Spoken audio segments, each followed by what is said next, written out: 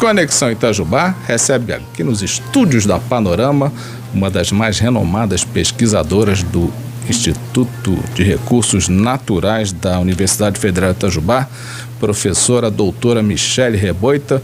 Michele, um prazer estar recebendo você mais uma vez. Bem-vindo ao Conexão Itajubá nesse ano de 2021. Feliz ano novo. Bom dia. Bom dia, Otávio. Bom dia, ouvintes. Sou bem feliz de estar aqui no mês de janeiro. Espero fazer mais visitas ao longo deste ano. E estou aqui pronta para receber as perguntas e ajudar a esclarecer alguns termos. E então vamos que vamos aos termos. Ô Michele, tem uma coisa que eu acho interessante aqui, que o pessoal fala assim, uma cabeça d'água atingiu a rua tal, ou uma tromba d'água caiu em Itajubá. Então, só para corrigir, só para acertar os parâmetros, e todo mundo saber que todo mundo acha que tromba d'água é uma chuva intensa. Isso. Vamos explicar primeiro o que é uma tromba d'água. Então, vamos lá. Tromba d'água é o nome dado a uma nuvem que tem forma de funil ou parecido com a tromba de um elefante. Nós temos a nuvem, aí aquele funil desce e atinge a superfície aquática. É igual um tornado. A diferença é que o tornado ele ocorre sobre a superfície terrestre, a superfície continental onde a gente pisa. E uma tromba d'água é sobre a superfície aquática. E não é um termo que nós usamos como sinônimo de chuva intensa.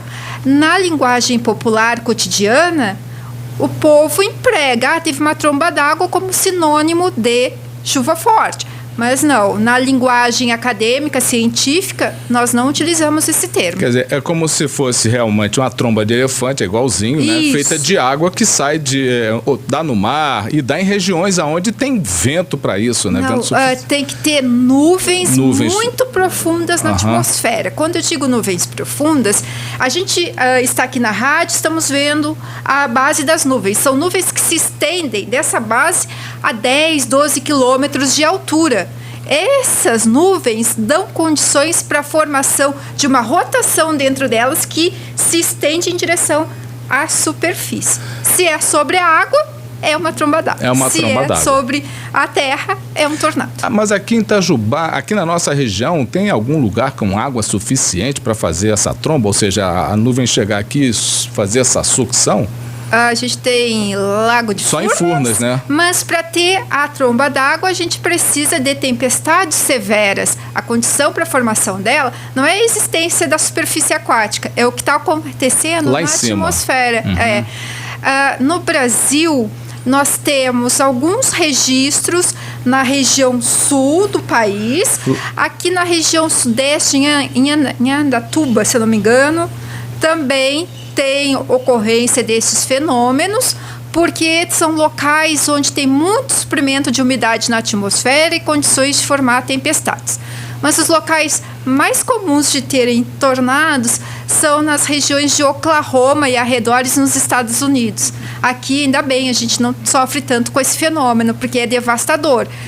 Se vocês acompanharem na internet ou filmes, aquele filme Twister mesmo, bem antigo, ele mostra os impactos de um tornado. É devastador, porque arranca árvores, casas, e a força do vento é tanta que projeta caminhões, madeira, e isso se bate no nosso corpo, já era. Aquilo na água faz a tromba d'água?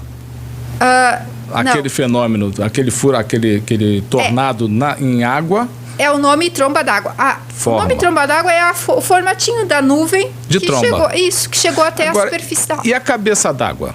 A cabeça d'água é outro nome usado na linguagem popular como referência a uma onda. Mas aonde é essa onda? Imagina uma chuva forte caindo numa região de encosta.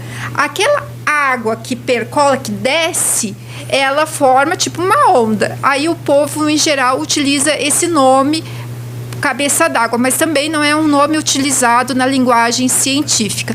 Eu quero aproveitar para dizer também que enchente, que é um termo que o pessoal também usa muito, usa de maneira errada. Por quê? O que é enchente?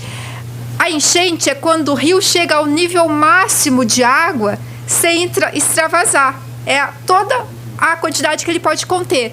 Se extravasa, a gente chama de inundação. Então, é outro nome que o pessoal usa de forma de acordo com a literatura, né, científica, mas que o importante é a comunicação. Então, enchente, o rio sobe, mas não transborda. Não transborda. Quando transborda, chama de inundação. Inundação. Tá aí, ó, aí, pessoal aqui, os professores do IEPG entenderam, anota. Podem me procurar. Isso é muito interessante. Agora, Michele, agora vamos falar dessa chuvarada que está acontecendo. Vamos. Aliás, antes disso, cabeça d'água é possível cabeça d'água aqui na nossa microrregião? Então, sim. Se a gente está numa região aqui mesmo de Itajubá, que é uma região de morro, choveu muito, aquela água escoa e desce com força, o pessoal chama esse fenômeno de cabeça d'água. Mas é a cabeça d'água isso? Não. Não sei, a gente não usa esse termo, então é um nome popular. Beleza. Tá? Para se referir a isso. Beleza. Michele, agora vamos falar dessa chuvarada que tem caído aqui e eu pergunto a você, porque antes, numa entrevista anterior, nós estávamos falando sobre alguns fenômenos que ocorreriam como... Laninha? Não. Em função do ajuste, vamos chamar assim, que a atmosfera no mundo inteiro tem feito. Então, uma das coisas que se falou, vai ter chuvas mais intensas, ou na época de estiagem, a estiagem é mais prolongada. Esse momento que estamos tendo aí, dessas chuvas que foram fortes, né? Ela já faz parte desse fenômeno? Isso que aconteceu, essa chuvarada toda, está dentro do esperado? Ou nós estamos um pouco acima? Não, a gente está acima da média climatológica, mas eu vou esclarecer alguns detalhes para vocês ouvintes. Quando a gente fala de mudanças climáticas, é porque a temperatura do planeta está aumentando. Se a temperatura aumenta, o ar tem mais capacidade de manter vapor, mas isso não significa que em todos os locais vai aumentar a precipitação, porque a gente tem o escoamento, que é o vento, né, que transporta a umidade para alguns locais. Então, alguns locais podem chover mais e outros menos do que a média climatológica. Quando eu falo média, é aquele valorzinho que a gente monitora sempre, que é o que é esperado chover. Para a estação do verão, o que a gente chama de verão? Dezembro, janeiro e fevereiro, as previsões indicavam a chuva acima do esperado aqui no sul de Minas. Por quê? Porque a gente está numa situação em que no Oceano Pacífico está tendo águas mais frias do que é o normal naquela região próxima à costa oeste da América do Sul. Se tem águas mais frias lá, isso impacta o que acontece na atmosfera e favorece o maior transporte de umidade aqui para o sul de Minas. Vejam, não é todo o estado que vai ter mais chuva, é o sul de Minas, a parte norte permanece mais seca. E isso ocorreu muito em dezembro. Eu trouxe alguns números aqui para vocês terem uma ideia. A gente espera, o esperado de chuva no mês de dezembro, aqui em Itajubá, é 205 milímetros. O mês inteiro? No mês todo, tá? Em dezembro de 2020, nós tivemos 394 milímetros, que é quase o dobro do que era o esperado. Choveu 100%, praticamente a mais. Só que no mês de janeiro, nós estamos agora em janeiro. Certo. É esperado uns 230 milímetros. Até ontem choveu cerca de 160 milímetros. A gente ainda não chegou. Foi em torno de 69%. Então, ainda está faltando 30% para a gente chegar ao valor climatológico.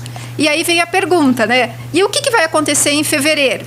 Em fevereiro, os prognósticos estão indicando que a chuva pode ficar na média, né, nesse valorzinho esperado, ou um pouquinho até abaixo.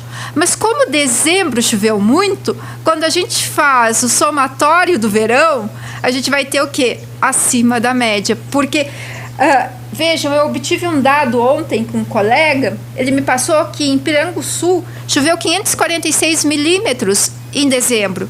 Gente, isso aqui é quase muita duas chuva. vezes mais do que é esperado. Então, Isso que vai contribuir para o verão ser mais chuvoso. Agora, aqui em Itajubá, o Michele, a gente não pega, vamos chamar assim, um rebote de Piranguçu, porque essas nuvens que estão aqui do seu lado direito, que é o meu lado esquerdo, aqui atrás da panorama, quando a gente vê aqui por trás das torres ficando tudo preto, a gente já sabe que a coisa vai ficar preta aqui também. Sim. E é exatamente o que a gente chama chuva que vem de Piranguçu.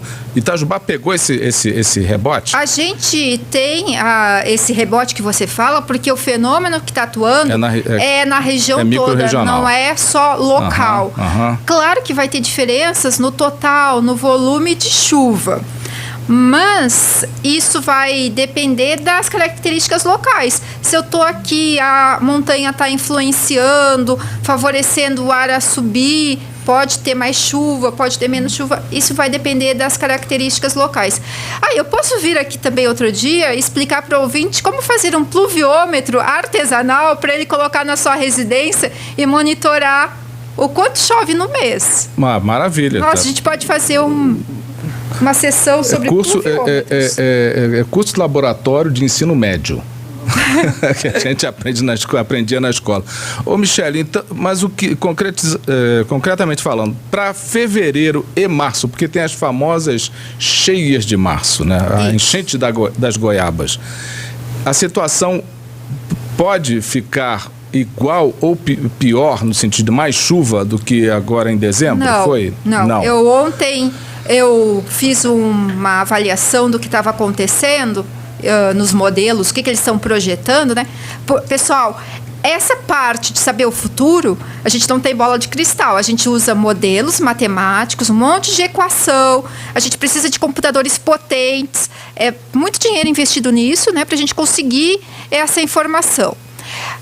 E eu avaliei algumas saídas dos modelos da NOAA, nos Estados Unidos, e os modelos estão indicando precipitação na média ou abaixo aqui para o sul de Minas. E eu concordo com eles, porque embora vai ter ainda o fenômeno Laninha nos próximos meses, as águas aqui no Atlântico estão quentes. E quando tem muita água quente na costa do Sudeste, a chuva é ao contrário. A gente pensa que pode aumentar a chuva, mas na verdade diminui sobre o continente. Então eu acho que o efeito das águas do Atlântico estão matando o efeito do Pacífico e a gente vai ter de chuva de normal ou até um pouquinho abaixo da média, tá? Ou seja, menos. Então a gente não precisa ficar muito preocupado com que as enchentes de março, que pode ser que as enchentes fiquem só no... não transbordem. Não seja inundação, seja só enchente. Isso é um problema, gente, porque quando a gente fala de precipitação, pode num dia precipitar muito e numa sequência de dias não precipitar nada. A distribuição dessa chuva, A distribuição da chuva. Isso, em termos de previsão climática, a gente não tem como te dizer. A gente sabe o volume, né? A gente estima o volume, mas para saber se amanhã vai ter um volume muito alto, 2 dias antes, 3 dias antes, que é o que a gente chama de previsão de tempo. Então, são coisas distintas, previsão de clima, previsão de tempo. Tem esse NOAA que a Michele está se referindo, tem um filme, O Dia Seguinte, que nos Estados Unidos cai uma nevasca, é isso? É um dia depois do amanhã. Um dia depois do amanhã, isso. E esse filme é sobre furacões. Exatamente, mas aparece lá o NOAA em ação. Exatamente, é um centro muito renomado. Muito renomado. Ô, Michele, olha, só para encerrar rapidamente, tempestades de raios. Teve assim alguns dias aqui em Itajubá que a gente via o céu relampejando, o pessoal fala relampeando, né? Relampejando o tempo todo, para tudo quanto é lado. Como é que está essa situação? Porque isso às vezes oferece perigos, né? Oferece. E eu quero contar uma curiosidade para vocês. Existem relâmpagos que se formam na nuvem e atingem o solo. Existem relâmpagos que se formam no solo e vão para a nuvem. Não é só da nuvem para a superfície, é da superfície para a nuvem. Existem relâmpagos entre as nuvens e dentro da própria nuvem. Então, 4 tipos de relâmpagos. Essas descargas elétricas são muito perigosas. As pessoas não podem ficar embaixo de árvores, porque a árvore ela tem uma polaridade diferente do que está acontecendo na atmosfera. Ou ela vai receber a descarga, ou ela vai contribuir para ter uma descarga para a nuvem. Então, não fiquem embaixo de árvores, não fiquem em regiões com água.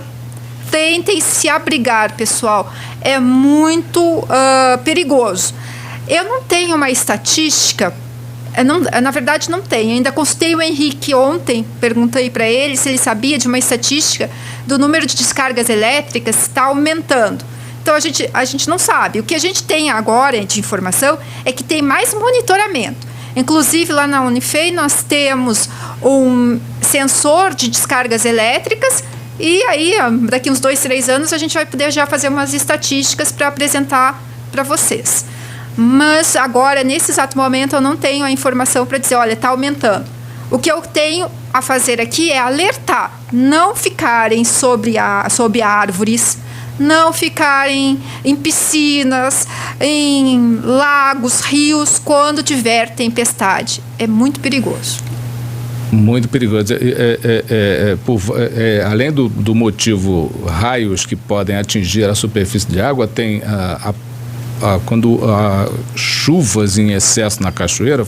Agora, brincadeiras à parte sobre a cabeça d'água, pode de fato, se não há uma cabeça d'água, mas sempre há a elevação do volume de água no rio. Isso pode ser suficiente para provocar, mudar as correntezas, para trazer troncos, trazer pedras, e aí pode complicar, além da possibilidade de raios caso haja uma tempestade elétrica. Não é isso, Michele? Isso, Otávio. E outra coisa, pessoal, não é porque não está chovendo em Itajubá, vocês estão lá numa cachoeira, não é que não está chovendo aqui que não vai ter esses fenômenos.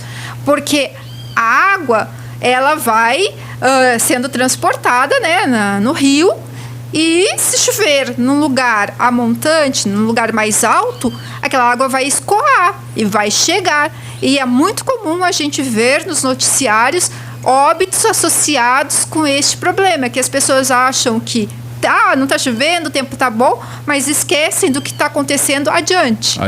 Isso é muito, quando se trata de rio, isso é super importante. Michele, olha, muito obrigado por ter vindo. Vamos traçar aquele projeto de continuidade aí para você voltar aqui para falarmos de educação ambiental. Isso mesmo. Valeu, muito obrigado por ter vindo. Ótimo, muito obrigada pelo convite. Um tchau a todos os ouvintes e um ótimo dia. Essa é a pesquisadora, professora do Instituto de Recursos Naturais da Unifei, Michele Reboita, participando do Conexão Itajubá aqui nas ondas da Panorama.